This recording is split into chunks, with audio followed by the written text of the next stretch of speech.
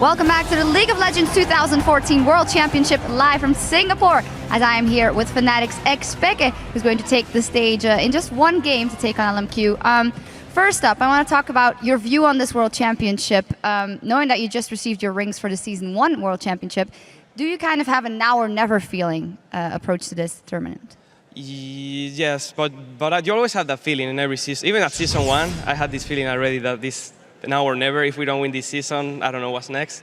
I had the same Season 2, I had the same Season 3, and I have the exact same feeling right now, that because you don't know what's coming next, so it's always really scary. You indeed don't know what's coming next, and you're going to be facing a lot of mid laners you haven't faced before. On top of this being such a heavy group, it's a very mid lane heavy group. How do you think you'll be able to cope versus these guys? Well, the good thing is we get to watch all the teams play before us, so it's really good. It makes me feel a bit more confident now that I know we can beat all of them, so it's going to be about our play.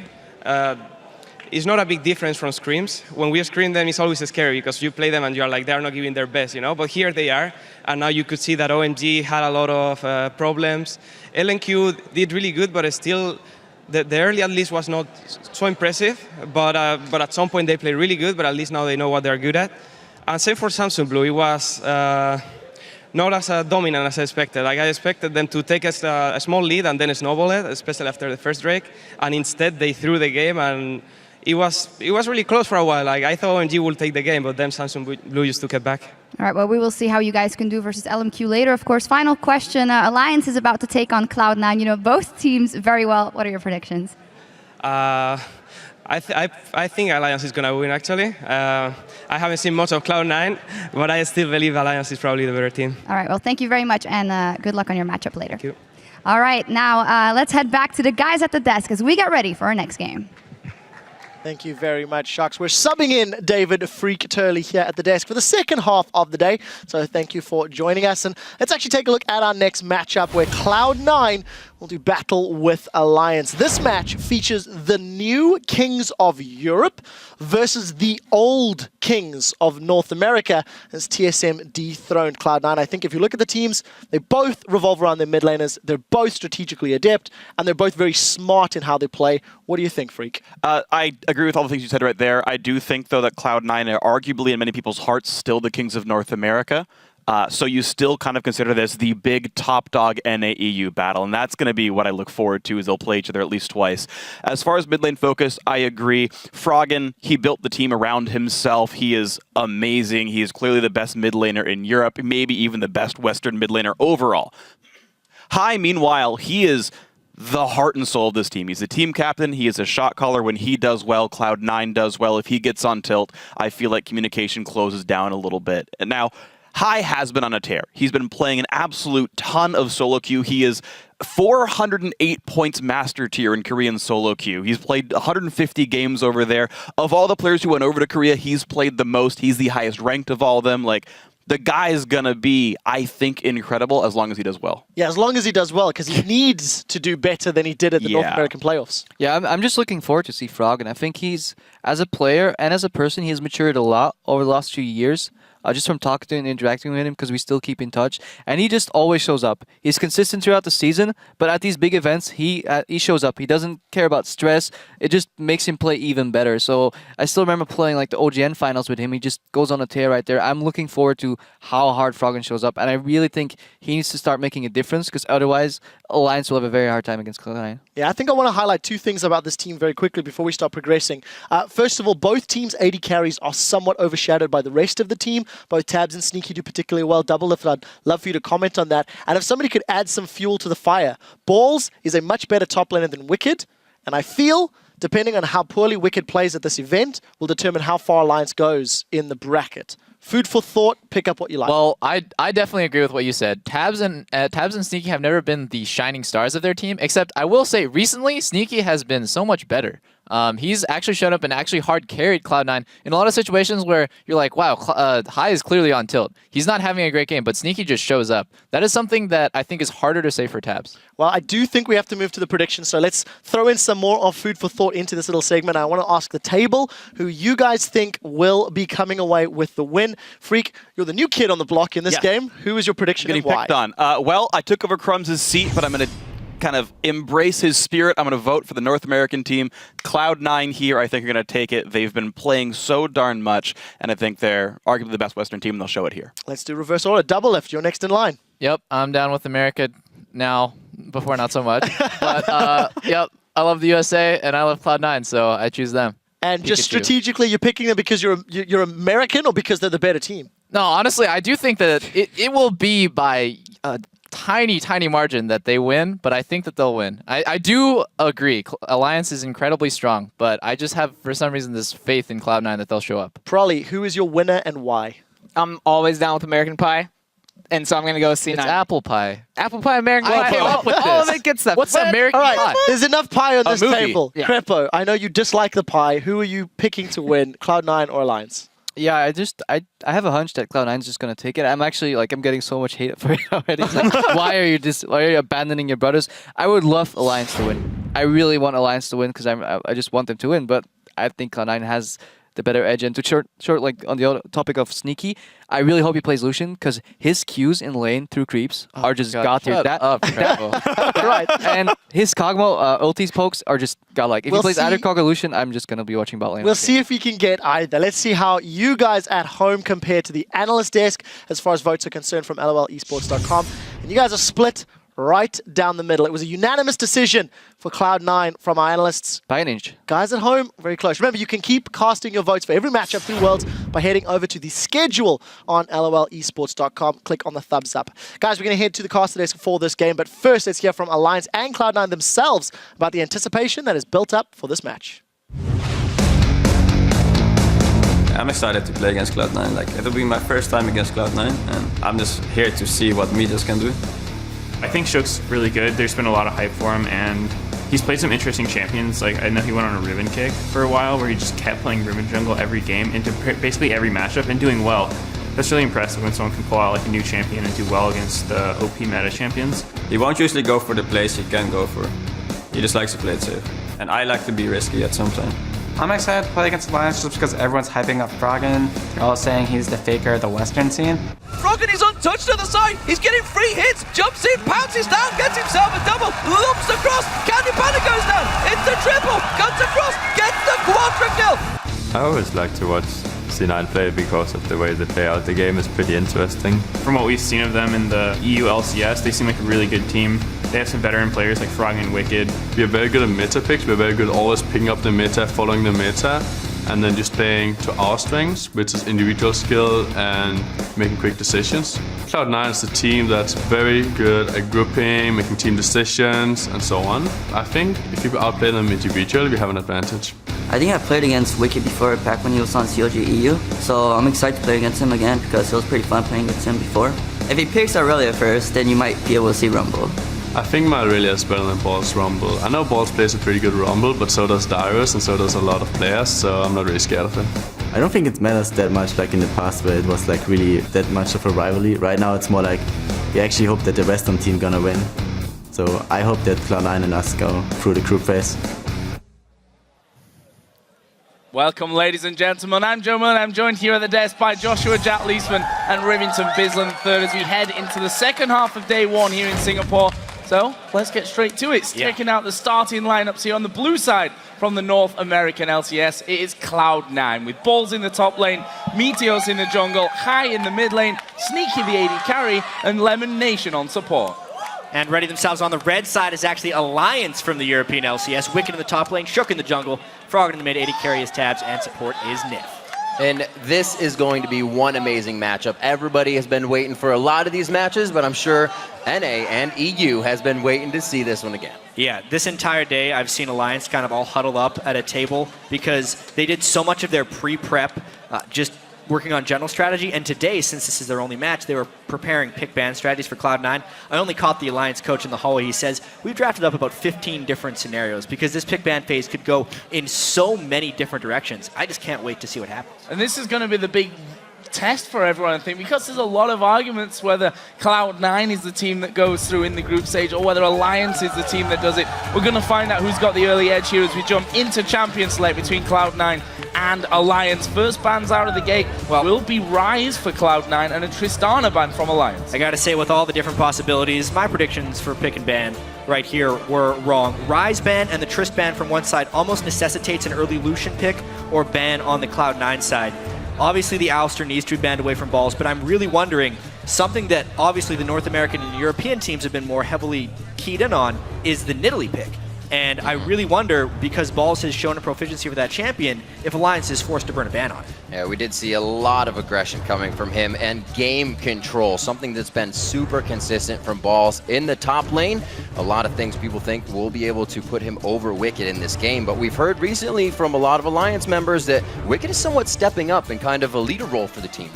Yeah, and that's an interesting concept almost, because we've seen from Wicked that he has phases where he looks great, phases where he makes some decidedly dodgy decisions, but if he was to peak right now, this is of course the exact right time. After the bans are all out there, we see first pick coming here for Cloud9, taking away Kha'Zix for the jungle. I love the Kha'Zix pick right here. Doing some scouting onto Shook, I think he has a pocket pick coming into this tournament that you would only see if Lee and Kha'Zix are taken away. He's played 3 times as many solo queue games in Korean solo queue on Rammus than he has on any other jungler. And I actually kind of put it at number 3 on his tier list, so he's probably either going with an Elise or somehow pulling out a Rammus a little bit later in pick ban. I hope to see it. We'll have to see, definitely changing the dynamic of the team, but Alliance, they like to fight, so Rammus would definitely be right up their alley. Looking to pick an AD carry here, possibly for Tabs, as Alliance waiting, seeing that first pick Kha'Zix. They're definitely taking their time here. Yeah, Kog'Maw's a big champion if you look at both Sneaky and Tabs here, most played on both sides of the board. So I think with Tristana gone there as well from Alliance's bans, I think this Kog'Maw is almost a sure lock-in, at least coming out for Shook as well. I think the safe option if we're talking about Rammus. You're right, it's way safer to pick Elise, but honestly, we haven't seen much success from Elise really in the playoffs, and especially at Worlds. Low damage that will be made up with the incredibly high damage of Kog'Maw. And to speak to that Kog'Maw a little bit from Alliance, in the playoffs it was their highest of priority picks, but it's been so long since we saw the European playoffs, I was wondering how much Alliance has changed in their overall valuation of picks, but it definitely seems like Kog'Maw is still up on their tier list. Led through by Cloud9, well known for their just amazing pick ban phases. Lemon Nation really coming out big in that factor. High to control the game as the shot caller.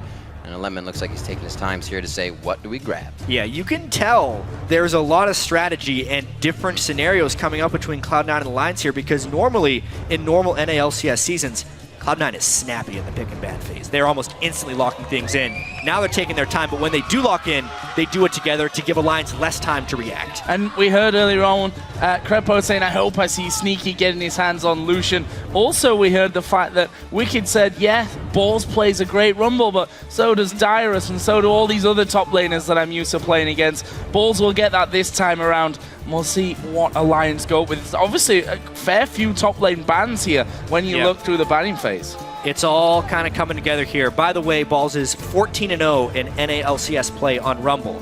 Obviously, this isn't North American LCS play, but as far as the Rumbles we've seen so far at Worlds, it's absolutely come back into the meta, and Balls is as good a Rumble player as any, if not better than the rest of them. Seen quite a bit of this Kayle today. Will it be something that rounds out the composition for Alliance? Definitely would help to protect the Kog'Maw, that's for sure. I mean, I feel like that's... If Wicked's not willing to go Aurelia here, and or if there's said in that video, I feel confidence with Aurelia against Balls' Rumble if it happened. It's the logical pick normally for Aurelia. Balls is always confident in his ability to play against Aurelia. Otherwise, Cloud9 would have banned it. But they picked the Rumble in blind. So let's see then. Looking like Wicked will get his hands on Kayle. Played 2 games over the summer split and playoffs with that. Both victories for him as well. You may argue, though, that here at Worlds, the level of competition just I was going to say a little bit high, but let's be honest, the level is incredible here. So got to bring out his top game, and if what we've been hearing on the grapevine is true, Wicked seems to be in top form. He'll have to prove that, though. It seems like it. There's a slight chance that Kayle is being used as a flex pick to potentially block high Zed, because Froggen could play Kayle in the mid lane if they decide to go Zed, and then Wicked could still go with Aurelia. So they're trying to keep their hand a little bit sealed here for Cloud9's last few picks.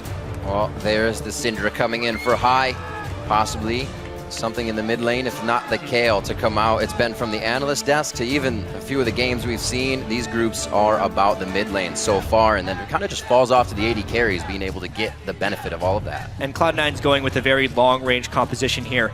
If they're going to pick Janna, which, by the way, Lemon Nation has played 80 games on in Korean solo queue, also way back in latter seasons like Season 2 and Season 3, it was his main champion. It's probably his best support and has always been his best support, so it's a really good pick for Cloud9. Not just him picking it up off the bat, but now with the Syndra, it allows Hai to initiate without committing, because Janna's all about disengaging, so it's a very safe... there's a lot of synergy in this entire Cloud9 team comp. And a great time for your favorite champion to come back into favor and, you know, be so powerful as Janna is right now. Let's see them for Alliance, whether that Kayle will end up in the hands of Wicked. And what Froggen is going to then possibly play. Looks like he will be busting out Xerath. Now, if you look down Froggen's most played champions, there are a hell of a lot of them. In fact, his top played champion, funnily enough, is Xerath, but he's only played it 6 times over the course of summer and playoffs. And I remember one of those playoff games, we saw the damage dealt to champions afterwards, and it was Froggen with like 60% of his team's damage in one game. That's what you do against long-range compositions if the rest of Alliance had already not been built to engage. You just have to get into the range arms race. This is going to be an incredibly long-range game, lots of poke, all about pick potential, and these teams are not very commitful when they go in for fights. It'll be a really fascinating game, but potentially low in kills. Well, both of the teams now locked in. We can see what they've wanted to round out. Alliance building the team to get to this point at Worlds and try to fight their way to the win. Cloud9 looking to kind of clean up a little bit of a second place finish, they say, at playoffs with even their win to come in at Worlds. And that's the interesting thing, that people are so split on Cloud9 and Alliance here. Everyone's looking at Najin White Shield and saying, they're through the group, they're #1 at this point. The real battle seems to be between the North American and European teams.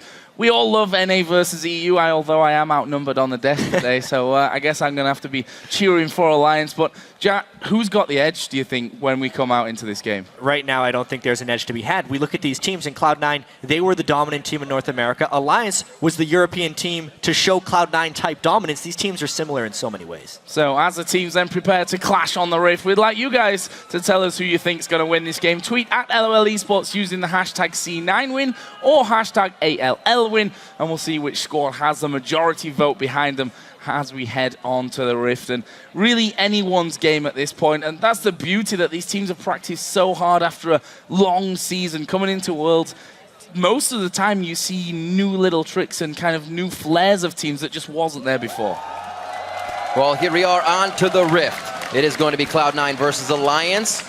We see both teams have gone through pick and ban phase quite slow, not just picking what they wanted, but adapting to everything that was coming down the line. You see Wicked on that Kayle now versus Balls on Rumble. See what consistency can come out of that lane. Doesn't look like we're going to get any lane swaps here, so the 2v2 is wanted by both teams from what it looks like. This is going to be a fantastic mid lane as well. Early points for Froggen there. Yep. If that's anything to go by. A little bit of a battle in that mid lane. And of course, Tabs just going to be taunting Sneaky down this bottom lane. There. I feel like Tabs, he's a player who can shine and has really shone for Alliance in the past. However, you have to feel that he also kind of lives in the shadow of Froggen somewhat when it comes to, really does. When people are looking at the star player for Alliance. And he'll be that sneak attack carry when everyone's focused on Froggen. It's going to be Tabs who ends up doing the majority of damage in a lot of situations. And I wish we could almost cast this game in slow motion because there's so much to talk about between these two teams, from their history to even just the straight-up interactions in these team compositions. Already quite a bit of aggression interactions happening right away here, and we can see that Cloud9 is not afraid to get into the face of Alliance and start things off.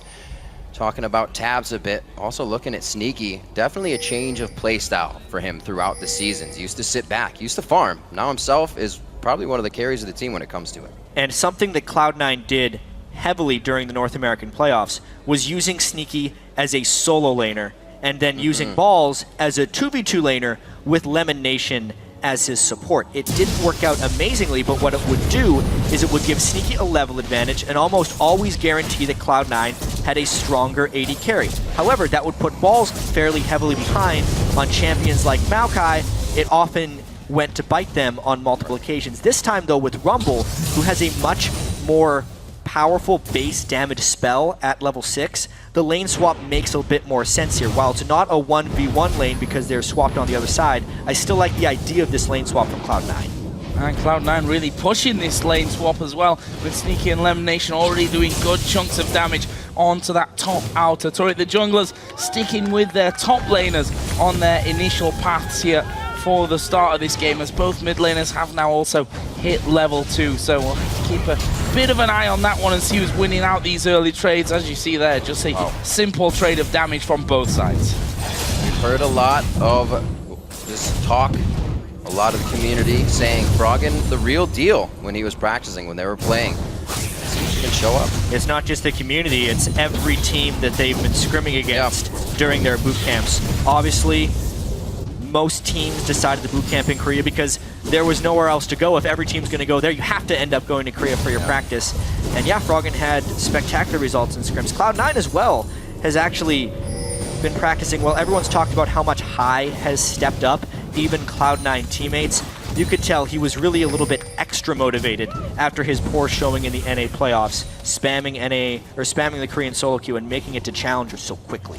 And while I was talking about Tabs earlier on and the fact that he may be a little bit overshadowed by Froggen, I feel like Sneaky's got the perfect nickname because he doesn't get talked about all that much. But if you look at statistics, both over the summer season and playoffs, he did over a third of the team's total damage over all the games. So this is a guy who stays quiet during it, but when he gets to those team fights, he's going to absolutely destroy him. We can see this turret is definitely feeling the wrath of this lane swap so far. Alliance not pushing as hard down on the bottom side. They see, however, that there are 4 men up top and they're going to start Dragon. We should definitely talk about the varying strategies in this 2v0. Right now, what's happening is Cloud9 is doing a bit of a fast push and Alliance is very much doing a freeze. So they're sacrificing potential global gold there for the farm on Kog'Maw. They're making that up with the Dragon. So this is actually going to be a temporary bonus for Alliance because they're getting the free farm from Kog'Maw and trading the Dragon Gold for the Turret Gold, but they will lose out on map pressure overall because now Sneaky and Lemon Nation get to become a presence elsewhere,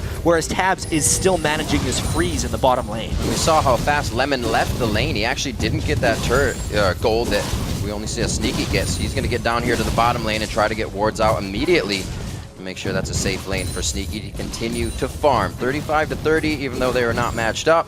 Looks like Tabs is going to keep himself safe on this freeze. We'll see what happens when they match up here.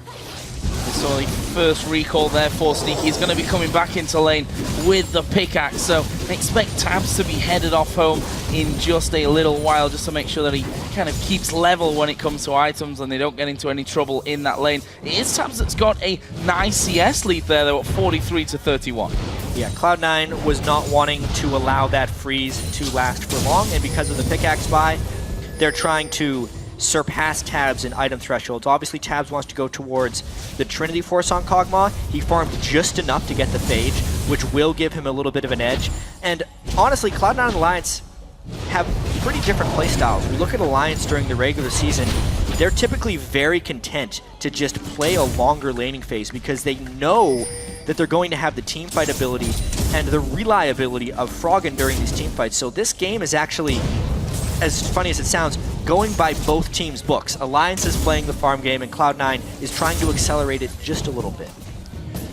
See Medio still in his jungle. Just kind of backed off of the, if all of my lanes are winning, I'm going to be counter jungling. A lot more safer fights with the team from now on. We'll see what happens when these dragon fights come up. Himself, 24 to 17, so definitely benefiting from staying in the jungle by himself.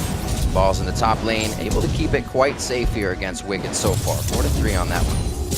Yeah, and I think you always have to be careful against Shook because he is one of those carry-type junglers who, if you end up a little bit too low inside of his jungle and he finds you, he will try and kill you. And from that, usually you're going to be in trouble against this Alliance team. We do see that Tabs has now got back into lane, did pick up the Phage, and Cloud9 already pushing this one up quite heavily, and that has brought Sneaky's CS total right back level with that of Tabs. So 80 carries at this point, all very much even. Top lane being a quiet affair. Ball slightly ahead. I say slightly ahead. It's 6-7 CS in the lead. Has the level advantage over Wicked there as well. But so far the junglers not really visiting that top side. I wonder if we will get much pressure up here in the beginning. You can see a little pocket play here from Meteos on the mid lane, but he will be able to clear out nicely on this pink ward. Beautiful move by Hyde to give him safety on this as well, without any pressure from Shook. They may know that they're free and clear to produce something after this. I feel like based on the team comps as well, it is on Cloud9 to be a bit of the playmaking force here. If they let Kog'Maw, Xerath, Kayle go late, I think it will slightly outscale what Cloud9 has put together. So it will be about this mid game that we are approaching now. The early game was kind of bypassed a little bit by the sheer nature of the lane swaps. But now I think when the next dragon respawns, we will start seeing some action. They don't actually decide to take that last small golem for the blue buff, so that's going to be a little bit rough for Froggen as he tries to come around for maybe dragon fights if he wants that. Shook now going to try to get his way with it, but it will be seen by Meteos this time. This Not is going to get much out of it. They could. Oh, nope. So he's going to grab it. Ball's a little slow on that come down as well. Level 6 is here coming from the top lane. It's actually level 5 from Wicked. I don't know how far he can really venture into this position. Pushed out, but they grab the blue. And they also grabbed a lot of Cloud9 attention. Yes, the flash was burned, but that little bit of lane pressure was temporarily lost there. I definitely feel like Cloud9 is just trying to tool up for this dragon fight in 2 minutes. You can see there's a 1 Doran's Ring advantage in the mid lane for High. You can see that flash could very well come in handy, especially if it comes down to a bit of a smite fight. So bottom lane, back to that one as we see level 6 has been landed here for Sneaky. Tabs himself also has his ultimate, so put a bit more pressure down at a longer range with that ultimate now in full force. The support's yet to get there, and if they can hit level 6 before that dragon comes up, which you'd be expecting to see, of course, level 5 at this point, that's going to come big into play when the dragon's there. And I do have to talk about Lemon Nation's item here. He's done a very early upgrade into a Frost Fang, which isn't necessarily what we've been seeing from Janna's in the World Championship. They either go for an early Boots of Mobility or they go for an early Sightstone. The fact that he's went for this Frost Fang is very aggressive in a sense. He gets a small amount of extra ability power, he gets a little bit more gold generation, and he's almost playing for a stronger mid-game, but there will be a lapse in either vision control from Boots of Mobility wards or from Sightstone wards, because he's literally just working off of his trinket right now. You see Sneaky trying to keep strength in lane as well. He has mana potions to go along with this. That trade we saw from Tabs was noticing Sneaky low on mana. They weren't able to get much out of it, so now backing, they'll be coming back now 89 to 85 CS. We'll see what else he puts in his inventory. Just 10 minutes on the clock, and both teams seem a little jittery, really, to make the first move here. And this is kind of what I expect as well for, you know, a first game of a World Championship, on top of the fact that it is EU versus NA, and the extra pressure that comes in with that one. So kind of expected that we would see a slightly more passive start to this Alliance versus Cloud9 matchup, but that should be changing here, I feel, soon. 10 seconds until the dragon comes up. We already see both Hyde and Meteos there moving down to get some wards in around the dragon area. And even though they're playing testy in the early game, the team fights are going to be testy. There's very few melee champions in this game. Kha'Zix and Rumble and Elite, and Elise is even half ranged, right? Like they hardly even count as melee champions because they have so many long-ranged abilities. If Cloud9 can just walk down and get this one, that is a huge failure on Alliance's part. Alliance, all their wards are on the top side of the jungle. One just died. That's where their pink is focused. Really was not ready for this, and grabbed by Cloud9 nicely. I can see what is going through Alliance's mind, because it's very much how they play. It just kind of caught me off guard. They're against a Rumble, Janna, level 6, pop those ults together, the healing from the Janna ult, the damage from the Equalizer. It's a fight Alliance feels like they could do without. Instead of giving up 3 kills in a dragon, they give up just the dragon, and they let themselves farm. It's an understandable move, but it does pull Cloud9 into a slight edge. Not much of one, though. 1,000, not even at this point, 11.5 minutes into that matchup. We're going to see Wicked actually going back. He's been sat on that Doran's Ring and the boots for a long, long time. Will actually come back with the Stinger there, so going to have a bit more pressure on that top side. The mid laners both, of course, working up towards that Athene's Unholy Grail. Nothing really out of the ordinary there. And bottom lane, Sneaky got now that BF sword added on top of his pickaxe. The Sheen was the second item for Taps. Good pressure coming out from Cloud9 everywhere. We're looking at kind of 10-minute mark CS. Really only advantage of High in the mid lane. It's not going to affect the game just too much. This is such an even all game across the board. A lot of people expected that. So later in the North American LCS season, as Hai uses all of his mana to harass down Froggen. Later in the LCS season, Cloud9 actually developed a very slow play style. They would almost never lose when they're ahead in gold at 20 minutes. Actually, the only game in the entire split, including playoffs, where they had a greater than 100 gold advantage at 20 minutes and lost was one of their best of 5 games against TSM in the playoffs. Outside of that, they would secure victories. So this slight edge is something Cloud9 is really comfortable playing with. Shook actually taking a good chunk of damage there, but nothing really to finish off. 12 minutes 40 into this one, still no first blood coming down. There's a 700 gold lead though for Cloud9 as Wicked here going to be forced actually to use an early intervention. Balls had put down that equalizer, and Wicked feeling maybe a little pressure, playing it very, very safe on that front, and why not? He's got the CS lead at this point. Yeah, I think Wicked won that trade easily. He traded ultimates, beat out all the damage. One thing I will say though is outside of that, Wicked has had limited to no lane pressure. Balls walked all the way down, took the dragon, walked all the way back up, didn't even have to use his teleport, and was only down 10 CS. Wicked, as Kale, needs to be able to push the wave a little bit harder than that. And that was something I was going to mention as well, because put the factor in of being on Rumble there, an inconsistent way to farm, and he can still keep that CS within that 10 CS range. See what he can do here at the turret. The rest of the map looks like they're trying to put a little bit of focus actually on Hai in the mid lane. Shook's getting himself deep within the jungle, trying to provide that vision for opportunities later. Also Meteos to the bottom lane. Looks like they're going to be evil. No, not to take that. These teams have the most warped sense of map control right now. You can see where Hai in the mid lane was cheating down towards his Wraiths because they knew they had absolutely no control in the blue side of their jungle where Shook had presence. Likewise, that's where Meteos was providing his map control as well. Look at the deep wards into Alliance's blue side of the jungle as well. They're almost trading blue buffs in a sense. Cloud9's blue buff is Alliance's and vice versa. Oh, there's a Howling Gale coming across. Meteos is actually still waiting around here inside of that Tribush, but I believe Alliance just spotted him walking out there. Certainly will now as he goes over the ward towards that Alliance blue buff. There is Shook gonna be scanning out, but nothing actually inside of that brush itself. This will be interesting now. Shook starts off the blue. See that Cloud9 actually sending a couple of men up from this one, and it's scaring Alliance away somewhat. Hai's even taken offensive position on the backside of the pitch. This could be our first fight if Alliance wants to tango. Obviously, Cloud9's blue was stolen, so they want to get theirs back. There's a pink ward they have to deal with, and they have to use the teleport as a threat. But the wonder of having Cinder on their team, they can just do this, trade blue buffs. Thank you very much, says Hai. Like you said, traded right over. Froggen working his vision to make sure he continues to stay safe and just getting a few pop shots onto Hai here, because of nothing they're really trying to get into these fights. So it's only the tap, or it's only the love taps that they're getting in.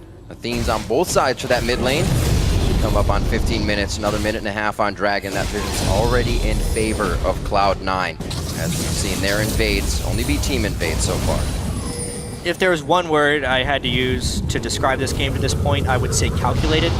More so than anything else, these teams are only willing to take sure things, and wherever they have the lapse of vision control, they are very willing to concede, which is much unlike the very first game of the day we saw between OMG and LMQ, where they were making gut decisions based on instinct and just educated guesses, basically, to go and make things happen. This game does not have educated guesses. It only has educated actions. If they have wards, they'll go. If they do not have wards, they give it up. And that's why we're 0-0, 16 minutes into the game. It looks like we'll be seeing 200 CS on those mid laners before any kills start to come down. As Froggen once again just waiting off to the side there. We'll get a shot off onto Hai, but not doing masses of damage either at this point. 30 seconds though until the Dragon comes back up, as Wicked once again finally getting some damage onto that tower and making sure that Balls takes a bit of damage as he tries to come in to defend that one. Wicked may very well on this push get that one. However, TP is available for Balls should he wish to just go straight back up to that lane. But 5 seconds to Dragon. Do you want to go to that top lane with a TP when it's only got a slither of health? Probably not. Yeah, it does look like he's walking up that way though. He will be willing to teleport down if the Dragon fight becomes a thing. But that would require Alliance to challenge, something they haven't been willing to do, especially without vision control, especially since they've been prioritizing Wicked's side of the map, right? The blue buff that Wicked is nearest have been where Cloud9 have been abandoning. So they kind of gave up that turret over the course of 5 minutes because Balls was playing blind, therefore not making any aggressive moves. Now they try to push a second turret. Trying to see if they can make anything happen. Froggen coming over with the team. Calculating and directing what should be going down. Balls throwing down the ultimate to deter everyone off as they're going to have 3 in the mid. Cloud9 says, or 3 in the top. Cloud9 says, let's push mid. And this is 3 men there as well, including the AD carry, so it's going to be a lot of damage onto this turret. Look at Lemon Nation's position, really like that. He's just waiting off to the side to see who comes across from Alliance and doing what Jana does best. They're going to throw the tidal wave out, forces the flash. Actually, Shook gone very deep. Intervention going to be used. He'll come right back down where he started as he comes through. Ultimate used by High, and that's finally the first blood almost 18 minutes into the game for Cloud9. One step too far there for Shook, flashing in for a chancy cocoon. Not the right call. Now Cloud9 finally takes the offensive. Keeping themselves strong in the mid lane. All 5 now pressuring down. They got a good siege wave as well. Low mana on Froggen, so he can't really stop the siege as much as he would like. But the rest of the team is able to bolster up and supplement for him having not having mana. Moves by Cloud9, kind of put Alliance on their heels, but this is far from over. Yeah, I think that team fight is actually going to be indicative of many future team fights we see in here. The team that convinced puts themselves in excessive danger because there's not exactly like any of these teams or pylon teams. They're poke teams. They have very long range, and they're able to punish somebody from overcommitting very hard. And it was almost, it's such a tell, right? When you see a gigantic wave flowing at you for 3.5 seconds that they're gonna keep going. Might have been the bad part. He is just out of vision. Gonna catch one over the wall. Pretty sure they don't know he's there, though. He's just gonna hop over the other side? No? Well, even so, they can push down that turret while Meteos is gone. They gotta try and make a quick run down here to defend their buildings. Well, that turret should be taken down quickly here. Actually, Lemon Nation is going to move in. Look at this. Froggen will spot High. Going to get the stun. Gets the slow on 2. Has he got the damage to finish up? Stun comes back from High, and that should change this one around as Meteos having to jump away as well. Meanwhile, High is backed away onto the red buff. There's Ultimate coming out, and the Froggen land 2 out of the 3, and that will be a kill back for the mid lane. There's no way that High expected to have a ward right there from Alliance. Great vision control there, leading to Alliance's first kill of game, but they are still down 2,500 gold. They'll get a turn out of this and close the gap. So Froggen with the Eagle Eye helping to equalize kills. At 20 minutes in, they start dropping turrets. At this time, they can continue to move off of those. It's not to back here. Sneaky trying to do what he can to guard this one off. We'll see how much Lemon Nation's roam and wards can really keep them from getting pushed in too much. So let's have a look then at the overall picture. We've hit that 20-minute mark, only 2 kills on the board, 1 apiece for the mid laners. If we look at the mid laners, the Void Staff has now been picked up by High. It was a needlessly large rod that Froggen picked up on his last recall after securing that kill. And that leaves us with a 2,000 gold difference in favor of Cloud9, up 1 turret. And of course, had the last 2 dragons that Alliance have just given away, not feeling safe to challenge. And which, by the way, that 2,000 gold lead would be the largest lead that Cloud9 ever lost in 20 minutes in a game during the entire North American season, and it just happened that one time. However, what is Shook building? Obviously, he's going for Frozen Heart. Maybe, because he just decided to build a Health Crystal. There against Rumble Syndra. Yeah. Where is his Aegis? Where is his Locket of the Iron Solari? That's where his gold should be going. I know Sneaky is going to become a strong force, but they're against a double AP composition. That item build just seems really scattered. I'm sure Crumbs is dying a little inside from seeing that. He has been promoting it all week, every group stage so far on the analyst desk. And you're right, chat. It definitely is an odd build for now. See if it pays off later. Could be a tough one on the double AP. Right now we see already that Leandri's finished up, as well as the Void Staff coming in for High. So he is going to be putting out some big damage on that single target. Right now, Cloud9 again gathering in the mid lane. Not look, they do actually have to teleport up right now, so if they need to make a move on this next turret, they can do so. Just sent balls to clear out on that top side, so we'll be trying to push back Wicked, who's got that Nash's Tooth in there as High going to step forward, not quite locking up Froggen as he would have wished. And probably for the best, really. There were another 3 Alliance members waiting for that one. They're currently doing that red buff. Even Wicked has now walked across to join the rest of the team, and still a little bit off here in terms of Dragon, which honestly, you have to feel that Cloud9 have pretty much got that one sewed up at this stage after taking those last two without any challenge whatsoever from Alliance. And that was always the strong point, I feel, of Alliance, that they don't fight when it's not worth it. But that said, at some point, you've got to fight, because you can't just afford to give 4, 5, 6 dragons away. Except Alliance always seems to find the right moment. They'll wait and wait and wait and wait longer than most teams would be willing, and then they will turn it around at the proper moment. As funny as this game is, it seems like both teams are still in their comfort zone. No one's been pushed outside of it thus far. Alliance still has the Kayle, Kog'Maw, Xerath, and they're still happy with their ability to push back, whereas Cloud9 played pretty slow during the second half of the split and are comfortable playing with this small lead. We still haven't seen the deciding moments of this game. But do we see that wait, the patience of Cloud9 pay off for Alliance? The Tabs is only going to get bigger. It's only going to be a stronger Froggen on the other side. Will they have to be forced to make a move? Wicked's going to be putting up pretty big numbers on Kayle. I'm actually not sure if they are forced as of yet. I think if they get pushed back to their inhibitor turrets, or lose an inhibitor, or if Cloud9 starts pressuring Baron excessively well, then Alliance would be forced into a move. But as of now, Alliance is very content conceding dragons and trying to take turrets based on the lack of map pressure, which they're doing right now. Trade then on the dragon. Third one of the game goes over to Cloud9. Also with a third turret is Wicked here, going to get stunned up. No follow through, couldn't quite get in range there to do the damage. However, they forced Alliance out of position here. Cloud9 looking to chase. I thought that mid lane may be an option for them. They've just cleared out the wave there, so at least they hold position here over that middle side. You see Alliance scrambling to get back. Yeah, it's two teams with very similar goals. They both have strong disengage and strong long-range damage abilities. Cloud9 is the one, or the team, with the stronger mid-game, which is why they're able to push Alliance around, but they don't necessarily have the tools to dive on really, really well unless they have a gargantuan lead, which they're trying to put together, to be fair. Striking down the heart here of Alliance's mid lane. Wicked taking quite a bit of damage. Again, the tidal wave letting them know the disengage is there. Shots out of Tabs, draws out the intervention. Doesn't look like there's going to be too much on this. Such cautious team fights coming from both these teams. Cloud9 has to be careful. Very low on mana as they just kind of hang out now.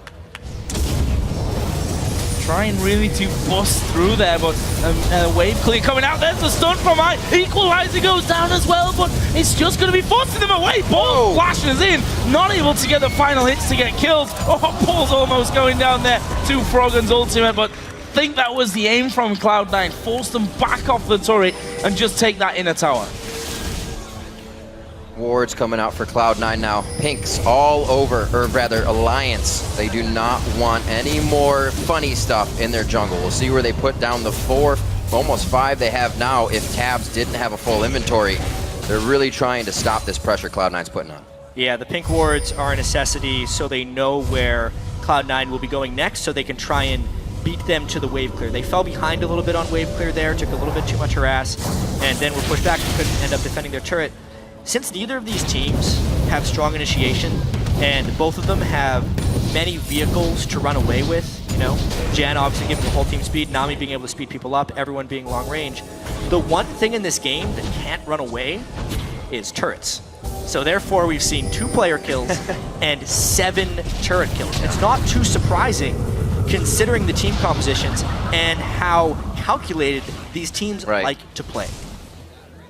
All about that strategy, talking about it. They're playing so safe, they just keep away from each other and take what they can. Right now it's put up a 3,000 gold lead and a little bit on the side for Cloud9. Only been utilized to drop those objectives. All the dragons are in their favor, and it's something teams, you know, you kind of take a look at. How many dragons can you actually just let go in a game and still come back? It's an interesting statistic. And I don't think they actually meant for Shook to be getting that blue buff there. I think that was thoroughly meant for Froggen, but whatever. I'm sure he'll survive that one. Actually got himself a blue elixir here as well. Shook is still all over the place with his items. He's going for a Spirit of the Ancient Golem at this point, which means he missed out on a huge amount of early game gold generation. He's still miles away from either finishing his Frozen Heart or even starting the items for an Aegis. And right now, I don't think he's much used to Alliance. He is able to put down wards with the Sightstone, and that's about it, because he can't even take much damage with that. And steal blue buffs, apparently. Yeah. Successfully a few moments ago, and you know, a decent gold lead still remains here for Cloud9, but we've got to that kind of more troubling stage of the game where the inner turrets are the ones that have to go down. Froggen also getting more powerful with that death cap in there will make sure that he can decimate the waves before they get even really close to those turrets. We also have Wicked, who's added that Rabadon's death cap on top of his Nash's Tooth, so a lot of damage, and we've seen time and time again what a later game Kayla's gonna do. And Wicked's done a very good job farming these side lanes while Alliance is holding up the defensive. This has been 27 minutes of pretty successful turtling for Alliance. They've been giving up the dragons, but they've taken enough turrets on the backside that they're holding well. Obviously, that's a substantial amount of poke, though. Very nice calling coming out of Sneaky. Still has the power, that Infinity Edge, along with the Ghost Blade finish for him. See Cloud9 playing a little bit more aggressive here.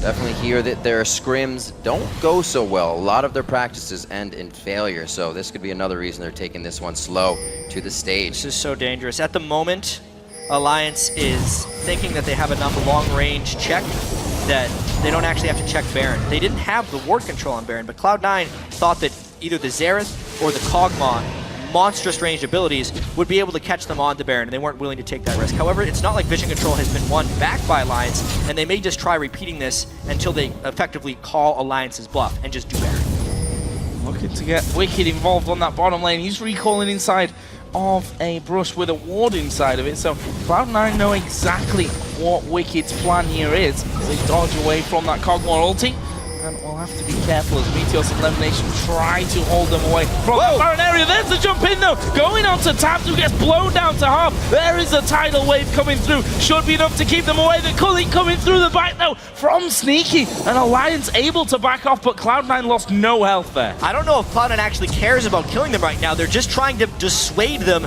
from checking Baron and be able to punish them if they get close. I would not be surprised if now is the time they do Baron. A bit of the mind games drawing Alliance into a dangerous position to make Cloud9 in the safer spot. Looks like they're going to be able to grab Baron nicely here. Lemon, the bubble close. Froggen on the outside.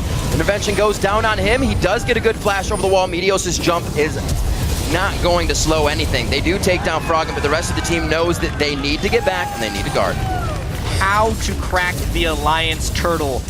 Chapter 1 by Cloud9. It's taken them 29 minutes, obviously, to make it to this point. They are really using Lemon Nation's heal, more so than I've seen from other teams here. They're not needing it for the disengage. They're using it to guarantee their objectives. It is a massive Monsoon heal here at rank 2. And now they're looking for the inhibitor turret as they face up on that one. That minion wave is there, and without Froggen, they lose the massive wave clear that they had in their team. This is going to be the Inhib going down. Nif almost being finished off there by Balls, and that's the first inhibitor of the game going over to Cloud9. And Riv, you asked earlier when Alliance was going to have to make a move. It's now, because they have lost enough small things. Obviously, it's only 2 kills. It's only a 6,000 gold lead, but it's going to balloon to about 8 here with the Baron buff, with the large waves Cloud9's going to be able to pick up, and with the items they're going to be able to acquire. At this point, Alliance really has to make a move. And it's only going to be harder. We were talking about before. Well, let's check this replay one more time. Yeah, it was just a nice catch right there. Froggen obviously had to go in, but their jungler had went back to base. So obviously they did not fear the Smite War, and because of the Monsoon heal, which was about 600 points of healing just from Janna alone, they were not afraid of the incidental harassment they took inside the Baron pit. And we saw Shook, I was just going to talk about him coming in late. He's dug himself so far into this build, he almost can't bring Alliance what they need to start making those moves. He's got a lot of everything, but not really much of anything, you know? That's a good way to put it. Just really off the mark, to be honest, when it comes to that. And we'll see maybe later on, and if we get a chance to talk to you, what exactly the idea was with this one. And, you know, they've got decent protection in the form of Wicked, but to be honest, they can just wait this one out, and they're still able to get the targets after it. So Cloud9, 8,000 gold up. 5-3 in turrets. Yes, it's only 2-1, but that doesn't really matter at this stage with the lead that Cloud9 have picked. Yeah, they definitely look like it. Honestly, to talk a little bit more about Shook right here, there's a reason that Lee Sin was banned, and Kha'Zix was picked fairly early from Cloud9, and also why I thought maybe Shook would end up defaulting to Rammus as his next pick, because I did not think his Elise would find much success. He is so far behind in gold. There's a 9,300 gold on Meteos and 6,700 gold onto Shook. As far as individual disadvantages, that is a greater disadvantage than any other role matchup in this entire match. And it shows by the fact that the only completed item he has to like the maximum tier is his Mercury Treads. Everything else is a component right now. And unfortunate for Alliance, Negatron cloaks being bought after that Baron, after that huge just advantage they've gained, along with the Locket being built on Elimination now. So even more of that magic resistance to shut down the double AP coming from Alliance's team here. Now pressure down into the bottom turret as the map is objective free. They can pretty much do whatever they want here. They've got to be careful as well, Alliance. Yes, they can need to step up to get rid of those waves, but if High lands a stun onto any of those juicy targets, they're just going to push straight through. They managed to force Alliance here off of that inner tower, and there's not really much left on the map here for Alliance. Of course, that middle inhibitor went down a little bit earlier on, and Cloud9 not stopping. They're going to get good damage once again onto the second inhibitor. At this point, Alliance needs to kind of hope Cloud9 gets a little too aggressive with the dive, because Alliance didn't build initiation into their team. They're all about wave clear and fortressing basically inside their base, but with one down inhibitor, the front door is open, and it's kind of hard to barricade it back up. Lots of Meteos. Almost a great cocoon coming out into Meteos there. Froggen pretty low on mana still at the back of the fight. The tidal wave is just to disengage. Nobody really moving forward except for Wicked and Shook. Not really the damage providers right now. Wicked can't do much without the team. Whoa. They just shred down Tabs there. High's going to stay alive. A great shield and a heal coming out from his AD carry of Sneaky. They're going to take down another inhibitor, and they are just running amok in the base. Wicked just wasn't able to get the intervention on. I will need to see that again to see if he was out of range or just distracted with something else, but High saw the opportunity, and he just went for it with authority. That's the commit type of play you see from High when he's at his best. And that's what I was saying just moments before, that if you get one step too close, and especially if that person's the AD carry, you're just going to commit and you're going down 100 to 0, and well, Cloud9 walking all over Alliance here. It's over 10,000 now, the lead that they have. They've all just gone back to shop up once again, and you can see the items coming. It makes it even harder for Alliance to break through. Let's look at that one again. Look at Tabs' HP and the stun coming in from High. And look where Wicked is. He obviously got the stun, but Wicked goes to the left side, so he was not able to basically follow the Syndra. That's what they need from the Kayle, is to at least stay somewhat near his teammates that are going to get Syndra ulted, because Cloud9 as a team actually does not have that much AoE outside of the Equalizer, which is a fairly thin AoE. So Wicked just has to do better in staying close to his allies so he can stop the Syndra ultimate from being fatal. Trying to keep that focus and trying to keep putting items in their inventory, but pink wards are consistently needing to be bought by Alliance and really shunting their items. Obviously, it is easier to buy items when you have more gold. But with that being said, Cloud9 has outbuilt Alliance like crazy. Let's just see this fight. Froggen taking quite a bit of damage. Intervention's in range this time. The tidal wave, a good disengage. It looks like C9 may just want to grab the inhibitor as they mentally and physically force Alliance off of this one. Now it gets a bit more physical. And it looks like the Equalizer goes down, but they're not going to really pursue. Yeah, with 2 inhibitors down, I think it's just a matter of cycling the minion waves properly. But just look at the inventories. There is a Locket of the Iron Solari on Cloud9's side, because Alliance has a double, maybe even a triple AP composition if you factor in at least in the magic damage the Cogmod does, whereas there's still not a completed item onto Shook. He's not finding a way to get gold because it's all going to the wave clear champions in Xerath. There's no magic resist being built up on anyone else. Wicked just now being able to get a Negatron cloak. They just were not prioritizing their defenses properly, and it's something that contributes to Cloud9 pushing them around the map. Once again, this trap going to be set up here. Ball's going to step forward from it. There's only 3 of them there. Shook already going to take a big blast as a teleport from Wicked is going to bring him into the middle of the fight, but we can see that Cloud9 have already backed away from this one. They can slow across the entire jungle range. Now High stepping forward. Can he land the stun? Actually goes almost in between them. In the meantime, they've got super minions in the base. Yeah, the super minions would end the game as long as they keep Alliance occupied. High gets bubbled in. Will they be able to get a good fight out of this? Zanya's thrown down in from Balls, and it looks like they're actually pushing Alliance Alliance away from their base, the place they need to be going. Froggen, only one left right now as the Cathian Surprise won't be taking anybody down, and it's the teleport already in from Balls onto the Nexus turrets. That's going to be it. Those super minions and Balls will end it. It's just going to be a few minutes from now. 3 seconds. Rest of the team going to come in to join them here, but Balls all on his own, going to get rid of their minion wave so that the super minions can help him out in the task of finishing off that Nexus. And it's a simple finish with a 20-second spawn time here on Shook. And whilst not a high-scoring game, Cloud9 really controlling this one out to pick up their first win of Worlds. They just played better. Straight up, they were smarter. The champion select was well executed. It wasn't the flashiest of wins, but boy, was it a secure win. Cloud9 knew when they would be stronger in this game. They forced around objectives then, and they did what they do best, take a small lead into a victory. A small lead of Dragon after Dragon after Dragon, sticking with a bit of the lane swap as well to make sure Sneaky could get a nice mid-game spike, as he did, and then they were able to control their lanes very nicely throughout the game. And it's hard when I think you look at Alliance's side here. I mean, they did what Alliance normally do. They felt like they couldn't fight for the second and the third Dragon, despite picking up Dragon number 1. Of course, as a counterplay to the push in the top lane from Cloud9, but you can't afford to be giving them away. They didn't really have anything to say in that game. It was almost just a one-team victory. It was almost as if Alliance weren't there in some places. I mean, Cloud9 has definitely been known to be a team with fantastic teamwork, and a little bit of it showed there. These were teams that didn't have the capabilities to go in together, so everyone had to be on the same page. At the end of the day, High had much more catch and kill potential than anyone else on Alliance. So when they were dancing around all those objectives, moving between turrets, trying to pivot and change their strategy, it was the Cinder Stuns from High that were able to save the day and win the game. Quite insane, the styles of play we've seen here. If this were to fall into the group of death, would they be able to stand up to waiting and waiting? Because those guys are just butting heads immediately in game. And that's the interesting thing, right? Because we do have such a broad range of styles this year that you never quite know which style is going to be more effective against the other and how teams are really going to change what they have as a style to match up against these other teams.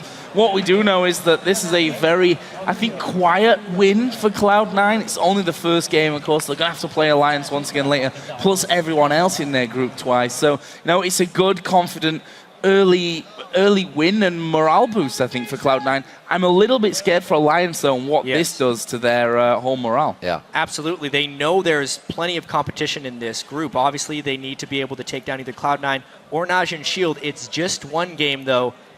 They actually didn't lose by much, because that's the way Alliance plays, and if that didn't teeter past the ability for them to turtle, they would have swung it right back. Still, though, it looks kind of bad when they only get 2 kills. Well, Cloud9 opening Worlds 2014 with a victory. And for more on that last match, we're going to head back to the guys at the analyst desk. Thank you very much, Joe, and congratulations to all of our analysts, as well as 50% of the voters. Cloud9 with a methodical win. That's the best way to describe this game. I think neither team plays very risky, naturally anyway. Yeah. And Cloud9, they dictated the tempo, grabbed control, however loosely, and never really lost it. This is the interesting thing. So first of all, North America is undefeated so far in Series 2, Group Stage 2. Really, really bad stat. Yeah, so here's the weird thing is Cloud9 did hold control, and I have to say they've played about the same as they did, I think, in the North American regionals. I think they're playing better, but they're playing the same style. Very slow, very controlled, not making a lot of plays. I still want to see more from them strategically, but it is working, so we'll give them that. Alliance, though, I was very surprised by, and it felt a little lackluster. You guys kept talking about this during the game, like, why isn't Wicked split pushing? Why isn't he split pushing more? And because Alliance is so much about Froggen, they were just tunneling on what does Froggen do? Oh, he pokes. Okay, well, let's get behind Froggen, let him throw the siege out there, and then we'll engage once he deals damage. They were never equipped to play around Wicked, to ward from the split push, and so he never even had time to shine. And just going off what you said, they never warded for Wicked, right? And I feel like the unsung hero of this game, before we go into High and how well he stepped up and everything, and Sneaky doing really well in lane, I want to just talk a little bit about Meteos versus Shook, because that was my prediction earlier, was Meteos would outperform Shook, and I feel like he really did, because Meteos makes vision and objective. Why was Froggen unable to get good poke off? It's because Meteos cleared all their vision. And Shook, I feel he even said in the pregame interview, I'm a risky player. He flashed in and died, didn't make the play happen. Yeah, interestingly about that, I was taking a look at some of the vision stats. Cloud9 placed 84 wards. They killed 40 during the course of the game. Alliance surprisingly had 105 wards placed, 20 more, but they only killed 20. Their sweeper usage simply not on the same level. Let's go back a little bit earlier. Crepo, what's your take on how this game played out? Yeah, I just want to try and explain like the beauty in the way Cloud9 played their early game. So basically they recognized that Kayle will beat Rumble really hard, so they had to go for a lane swap. They didn't make it obvious. They sent 2 bottom first, then switch people top. And the way they handled this game is so beautiful. What went wrong in the previous game, I think, was it OMG that had the lane swap with Dada staying top all the time. Basically what Cloud9 did, they went for a fast push. They pushed in 1 wave at a time, nailing down that tower. Why don't they stack the wave? Because they don't want Wicked and Shook to come there and get all that XP. So every time 1 wave into the tower, Janna, Shield, and Lucian get that tower. They will trade that tower for Dragon, come out with a little bit of an XP advantage because more people are playing in the lane. But once they take that tower, they let the wave push back to them. They send Rumble top.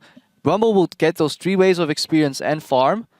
And at the same time, Medius will be backing him up so he can't get dove. And that gets Rumble, or Balls rather, just into the early and mid game perfectly. If at any point they made a mistake there, Wicked would have crushed that matchup 1v1, but they didn't. They played it so beautifully. Yeah, the first mistake actually came from Shook engaging in the mid lane. Got an interesting stat here. This was the longest first blood of the 2014 World Championship, coming in 17:29. Previous record was at 16:23 between Dark Passage and Samsung White. So not the matchup you're thinking of. But the interesting thing is the fact that by time that had happened, 3 dragons had gone down, 3 towers had gone down, and the teams were playing this sort of chess game moving around. Probably chime in a little bit on how the first 20-25 minutes played out. I think the big, really important thing on top of, Medios being super efficient, like, yeah, when Balls got all that farm, Medios was farming as well because he knew he didn't have to cover that dive. But the mid lane matchup went highly in favor of High. And with that comes not just your own vision control, but you can control their vision. You talked about them sweeping half the amount that C9 did. And a lot of that is because C9 got the wards down first. Because Xerath wasn't able to ward out, and neither was their jungler. Because as a jungler, you go Sightstone, you go whatever, Kill Gem. You're not going to survive a Cinder Burst, so you can't ward out when a Cinder's pushing like that. So I think the matchup of taking Cinder early really let them control the early game. In terms of builds, I would have loved to see Shook build an Aegis instead. And I just want to touch very shortly. It was like, yeah, why are you going to hate on the Nobi Kales build on the Janna? I actually think in this team comp, Frost Queen's Rush is good because it allows you to build an Aegis afterwards. Because otherwise, Mikhail's into Aegis is too much gold. Also, the follow-up in this kind of team comp, just a lot of slows, Rumble is coming down. And another like AoE slow is really good. So I really like the way Cloud9 itemized. And I think Alliance dropped the ball a little bit. Yeah, I have to agree as well on pretty much everything you say. To add some sort of stats to your points here. So first thing, the fast push into the turret, I love because one thing that Cloud9 is so good at is efficiency. Lemonation got 10,000 gold that game. He was also hitting the turret in those pushes. And not only is he sharing experience, which is bonus XP to be in a duel instead of a solo lane, so he's leveling up, getting higher level on Janna. He's also getting the highest GP10 you can get from a support by hitting a turret with Spell Thieves. So he's going up there, and again, the Aegis was helpful. Damage stat for Alliance, they did 32,800 total damage to champions. 3,000 of it was physical. The other 30,000 was magic. So 10-to-1 ratio there, right? Like, it's all about getting the Aegis, getting the Negatron cloaks out. And then also, 60% of the entire team's damage of Alliance was Froggen. Most mid laners like 23%. 60% in this game. And yes, of course, it's poke, but like, that team is all about Froggen, and again, they weren't equipped to let Wicked actually win the game for them. Well, we do have to roll this on a little bit. Let's pull the replay up, really, of the straw that broke the camel's back. This was the extended siege that Cloud9 played out. Roll the clip out, and I just want you to see how close this is. 4 towers to 3, 1 kill to 1. Yes, it is 4,000 gold at the 30-minute mark, but Cloud9 really strategically forced Alliance to react to them. Crepo, talk to me a little bit about how Cloud9 are playing. I don't know why Wicked back there. He had teleport. The only way Alliance is going to stay in this game is they put pressure on Silates. If they're going to play this game of chicken and vision, it's not going to work. Cloud9 realizes that, they just immediately engage. Syndra ulti, it comes aggressive, Rumble ulti. They don't need to kill. If they just force him out here, they have the vision again. Wicked shows up to try and help, but it's too late. He can't do anything here. Yeah, the play ends up rolling onto the Baron. Cloud9 grabbed that, and the thing that's interesting for me is after this, Alliance's positioning is a little bit all over the place. Double, if you've got something to add about the game or the play. Their positioning is so poor, and it's nothing really that Alliance did wrong. It's more just what did Meteos do compared to Shook? Meteos made Vision the objective. Why is Alliance in such an awful spot? Why do they have to face check in a Baron like this and funnel into these horrible positions? It's because Shook doesn't prioritize Vision nearly as much as Meteos, and it's just an edge that Cloud9 will always have. Final thoughts probably before we have to throw to the interview. I think a big thing that people are going to overlook is that fight wasn't for kills. They did that fight. Cloud9 forced that fight because they wanted to take Baron. And they knew if they got a chunk off, if they got flashes, that they could never regain Baron control. Well, Cloud9 come away looking fantastic, and there's questions that Alliance need to answer. Sharks has been joined by Meteos after the win, so let's check in with her. Thank you very much. Quick shot, indeed, joined here by Cloud9's Meteos. First off, congratulations. What a great start here for you guys. Talk me through picks and bans. How much did what you ended up getting in picks and bans reflect the plan you guys had? We planned a lot for this game, and I was actually pretty happily surprised with picks and bans because we thought they would pick a little bit differently, which would, in my opinion, make it harder for us to win. But they ended up with a full magic damage comp, which is really good for us because we can just pretty much build MR, and the fights are not too bad. So it was kind of a slow game because both teams, I feel like, were focusing on their scaling aspect. They had Kog'Maw Zera, so they were like, okay, let's just scale and scale. For us, it was Kha'Zix, which is worse to Elise early game, but he outscales are really hard. So we were like, okay, they're all AP, let's just scale and get MR and we'll win. So it was a low kill game, but I think we had good objective control, which led to slow leads. Yeah, you guys did have fantastic objective control. A lot of that is, of course, your work. How was the matchup with Shook like? Because it was pretty much all Meteos we saw. Well, I don't really know how that matchup went because it was a 2v1, so both junglers didn't do too much. In the beginning of the game, we went for a turret and farm when they went for a dragon, so we were ahead in XP. Plus, we had 2 big waves pushed to us after we went back to standard lanes, so they got extremely behind in XP early, which makes it hard for him to do anything because he's an aggressive early game jungler. So he's trying to make plays, and I think he had to protect Kale when he went back into the lane against Rumble. So I just said, all right, Elise is going to go up there, waste his time, and I can keep farming. I don't know if he actually did that or not, but I sort of assumed that's what he was doing during the game. And once I had Elder Lizard in level 6, there's no way he could really fight me again, so it was a hard game for him. Yeah, it definitely was, and good game by you guys. How does this prepare you guys going forward? It's a pretty uneventful win, so to say. It was a slower win, but we did beat Alliance, and they're a really good team. We respect them a lot, so it feels good. And hopefully we can beat Kaboom later today. And going forward, maybe we'll beat Naj and White Shield. I don't know. That one seems a little bit ambitious, but number 2 out of the group would be good. All right, ambitious, not cocky. I like it. Thank you very much. Congratulations. All right, we're going to take a short break, but when we come back, the Season 1 World Champions Fnatic go head-to-head with North America's LMQ. Don't go anywhere.